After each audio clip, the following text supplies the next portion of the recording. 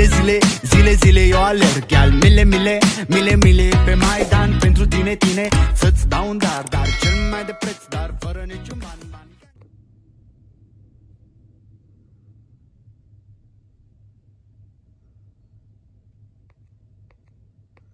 Hey guys, welcome back sa aking YouTube channel. So, medyo wala akong upload kasi wala lang.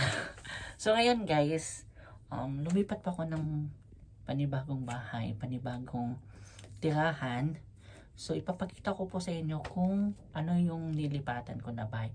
Ang tawag nito, it's a loft bed. So, yung bed na sa taas, ano yung sa baba, yung parang may space ka sa mga gamit mo. So, ngayon, papakita ko po kayo. So, ito po yung pintuan.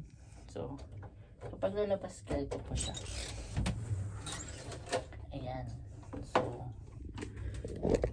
yan po. And, dito.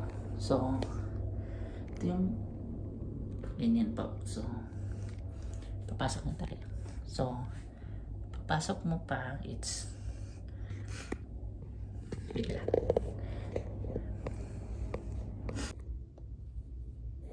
So, ito yung hagdanan papuntang taas. Papuntang bed. So, nandyan yung bed ko. And then, dito na yung papasok mo. So, itong hagdanan, meron siyang ginawa siyang box. So, ito yung mga lagayan ko ng mga sabon, anik-anik po. Ayan. And, bigas natin nandyan. And then, nandito yung mga konting stocks. Konting stocks. And, ito yung mirror. Nandyan yung salamin guys. And nilagay ko siya ng stop toys. Ayan. Supposed to be yung mga stop toys po. Papadala ko sa rin yan sa Pinas. Kasi hindi nagkasya sa box. Kaya ginawa ko na lang ng ganyan.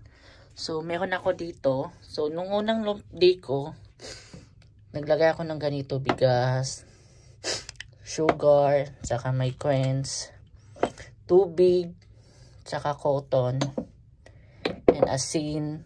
Saka ito, ano to, mga iba-ibang mga coins. So, may Egypt, galing India. So, ayan. So, toothpick, lighter, and everything. So, yan naman yung mga anik-anik na iba. So, ito po yung space ko. Ayan. So, ito, hindi ko na tinanggal. Dati na to, pero plano ko siyang palitan. Pero hindi po na ngayon. Kasi, medyo ano yung gastos. And then, nilagay ko lang siya ng curtain. And then, yun nga, nilagay ko yung mga stopwatch dyan. Meron namang design. Ayan.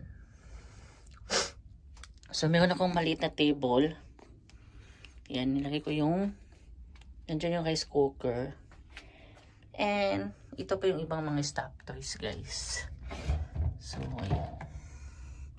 So, nandito din yung mga daily needs ko na ginagamit. Kagaya ng ito, aloe vera, gel, saka yung pangano, pastalong yan. And ito naman yung mga perfumes. And yan lang. Yan lang naman ang magamit ko. And then, ito yung cabin, yung ano, locker. Dito na yan. Libre na yan ng may-ari. And ito yung watch ko. And then, nandito yung mga bags. Yan, dito ko siya sinabit.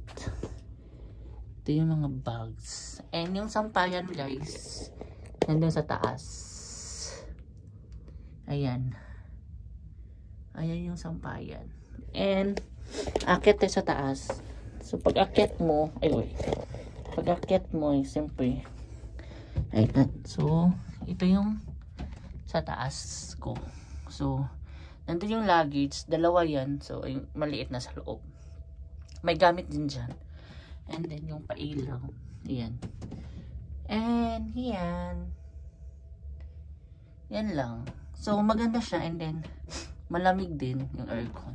Kaya, okay na din sa akin.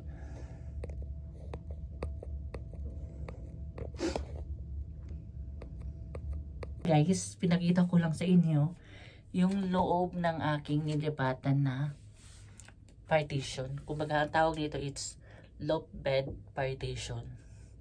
Ayan. Medyo, yung dati ko, Nagdagdag lang ako ng 200. Kumbaga dirhams po. So, ayan, okay naman ako dito. And then tahimik. Nakakapahinga talaga ng mabuti. So, ayan lang. Thank you. And I hope, guys, please subscribe and support my video. And siguro mag-upload na ako every twice a week. Ayan. Bye-bye. Thank you.